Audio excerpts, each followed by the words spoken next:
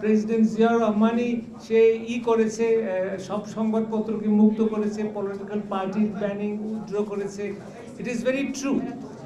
তবে এটাও ঠিক যে আমাদের সত্যিকার অর্থে গণমাধ্যম যে মুক্ত না, তার একটা বড় প্রমাণ আমরা ফ্যাসিবাদী সম্বন্ধে পেয়েছি। সত্যিকার অর্থে শেখ হাসিনার রিজিম যে এত জনধিকৃত হয়েছিলেন, তার অন্যতম কারণ ছিল যে গণমাধ্যমের স্বাধীনতা ছিল না। আমরা ডিজিটাল সিকিউরিটি অ্যাক্টের এবং আরও অনেক আইনের আমরা ভিকটিম হয়েছিলাম। তবে এখন যে ব্যাপারটা আমি সত্যিকার অর্থে উদ্বেগ প্রকাশ করছি, সেটা হচ্ছে যে বর্তমানে 266 জন সাংবাদিকের বিরুদ্ধে হত্যা অথবা ভায়োলেন্ট কোনো ক্রাইমের মামলা চলছে। এটা কিভাবে সম্ভব? ডিজিটাল আইনেও 200-র মতন বোধহয় বা কিছু বেশি সাংবাদিক হয়েছিল, 266 সাংবাদিক আজকে খুনের মামলা অথবা ভায়োলেন্ট ক্রাইমের আসামি। এটা আমি সাংবাদিকতা এবং আপনাদের সবাইকে বলছি, এটা আমাদের অসম্মানের কারণ। এটার অর্থ এই নয় যে কেউ কোনো দোষ করেনি। দোষ করে থাকলে তাকে সঠিকভাবে মামলা করে তাকে শাস্তি দেন, এবং তার সাংবাদিকতাতে আমরা কোনোভাবেই তার পাশে দাঁড়াবো না যদি সেই সত্যিকার অর্থে সমাজের বিরুদ্ধে বা এই আগস্ট জুলাইয়ের আন্দোলনের বিরুদ্ধে তার অবস্থান ওরকম থাকে।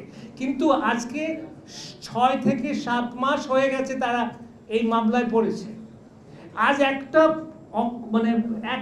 কদম এগোয় নাই ইনভেস্টিগেশনের ব্যাপারে।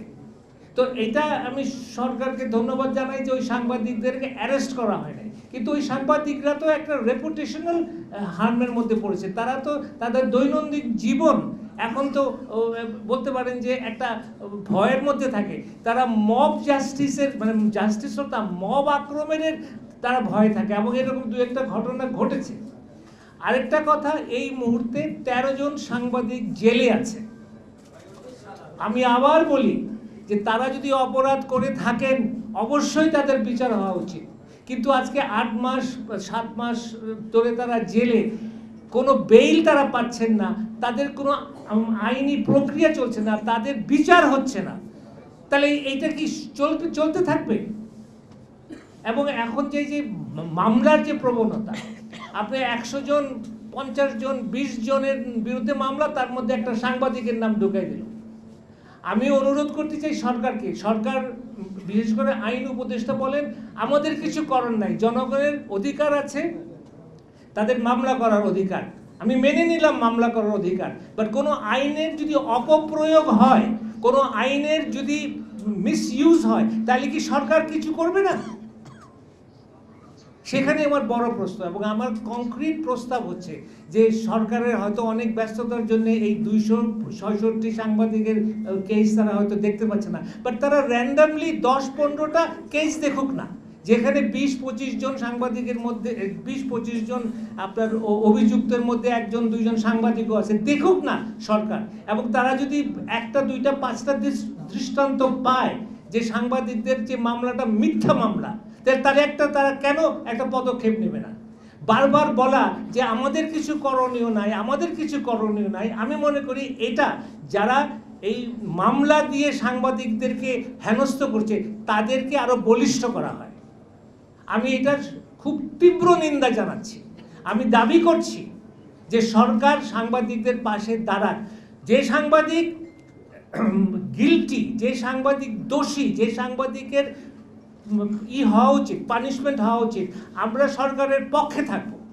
কিন্তু খামাখা একেবারে ভাবে কি বলে মাস আকারে সাংবাদিকদের বিরুদ্ধে এই আক্রমণ, আমি মনে করি এটা স্বাধীন সাংবাদিকতা বিরাট একটা পরিপন্থী ব্যাপার, এবং এটা ভয়ের ব্যাপার। সো আমি অনুরোধ করব এই সরকারকে আমরা সমর্থন করি।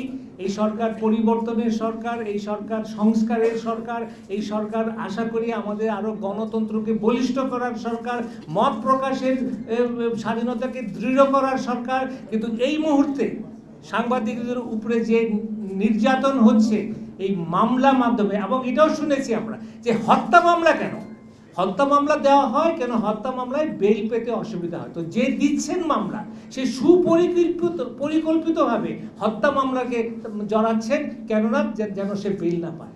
তো এগুলো তো আমাদের কাছে একদম প্রতীয়মান, সরকারের কাছে কি প্রতীয়মান হবে না? আমার অনুরোধ আবার, যে সরকারকে অনুরোধ করছে, আইন উপদেষ্টা,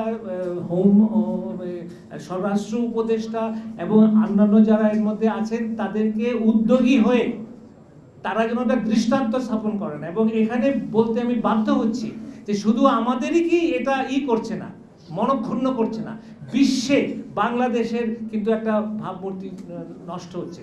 যদিও আমরা ছয় স্টেপ বেড়েছি, এটা আনন্দের ব্যাপার, এবং বিশেষ করে ভারত পাকিস্তান থেকে আমরা এগিয়ে আছি, এটা আরও আনন্দের ব্যাপার।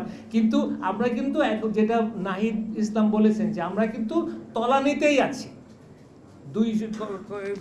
আপনার এখানে আছে, হ্যাঁ, 180 স্তরে আমরা পড়ে আছি। তো 180টা দেশের মধ্যে 149 আমাদের স্থান। এটা আগের থেকে আমরা বেড়েছি। তো আগের থেকে বাড়ানোর জন্য অভিনন্দন, কিন্তু এখনো তলানিতে পড়ে আছে। যাই হোক, তো সম্পাদক পরিষদ থেকে আমি এটুকু বলতে চাই যে আমরা এই সম্পাদক পরিষদ ফ্যাসিবাদীর সময়ে 16 বছর শেখ হাসিনার সময়ে আমরা কোনোভাবেই কোনো রকম করি নাই, কম্প্রোমাইজ করি নাই, এবং যার ফলে আমাদের প্রতিষ্ঠানের প্রতিদ্বন্দ্বী করে আরেকটা প্রতিষ্ঠান ওই সময়কার সরকারি সাহায্যে স্থাপিত হয়েছিল, আমি নাম উল্লেখ করব না। কিন্তু আমরা আমাদের জায়গায় ছিলাম, স্বাধীন সাংবাদিকতায় বিশ্বাস করি, দেশপ্রেমে বিশ্বাস করি, সমাজের উন্মেষে বিশ্বাস করি, ব্যক্তি স্বাধীনতায় বিশ্বাস করি, এবং কোনো সময় সম্পাদক পরিষদের কোনো সদস্য এমন কোনো কাজ করবেন না যেটাতে আমাদের গণতন্ত্র, বাক স্বাধীনতা, দেশের স্বার্থ, দেশের সার্বভৌমত্ব বিন্দুমাত্র কম্প্রোমাইজড হয়। আপনাদের এখানে আসার জন্য অনেক অনেক ধন্যবাদ। আপনারা এই মূল্যবোধটা রাখবেন, যে জনগণ কিন্তু আমাদেরকে বিচার করে। আপনি কি ধরনের নিউজ করছেন, আপনি কি ধরনের এডিটোরিয়াল লিখছেন, আপনি কোথায় আপনার অবস্থান, এটার একটা হচ্ছে আপনার মালিক, আরেকটা হচ্ছে জনগণ, আপনার পাঠক, আপনার দর্শক, ওরাই হচ্ছে আমাদের বিচারের মানদণ্ড। আমরা যেন আমাদের পাঠকদেরকে, আমাদের ইসেদেরকে কোনো সময় না করি, ডিসঅ্যাপয়েন্ট না করি। আরেকটা কথা বলে শেষ করছি, যেটা ফখরুল ভাই বললেন, যে সোশ্যাল মিডিয়া এখন একটা বিরাট জায়গা দখল করে আছে। সোশ্যাল মিডিয়ার ভালো দিক হচ্ছে যে আপনার যে কোনো লোক মত প্রকাশ করতে পারে। খারাপ দিক হচ্ছে যে তার মত প্রকাশটা কি তথ্যভিত্তিক নাকি সত্য না মিথ্যা, এটার বিচার করার কেউ নাই। এখানে আমি মনে করি যে সমাজে যারা আমরা প্রতিষ্ঠিত media house, news paper, television, যারা প্রতিষ্ঠিত একটা সাংগঠনিক রূপ যাদের আছে, তাদের দিকেই ভবিষ্যতে দর্শক এবং শ্রোতা ওদের দিকেই, এবং পাঠক ওদের দিকেই ঝুঁকবেন।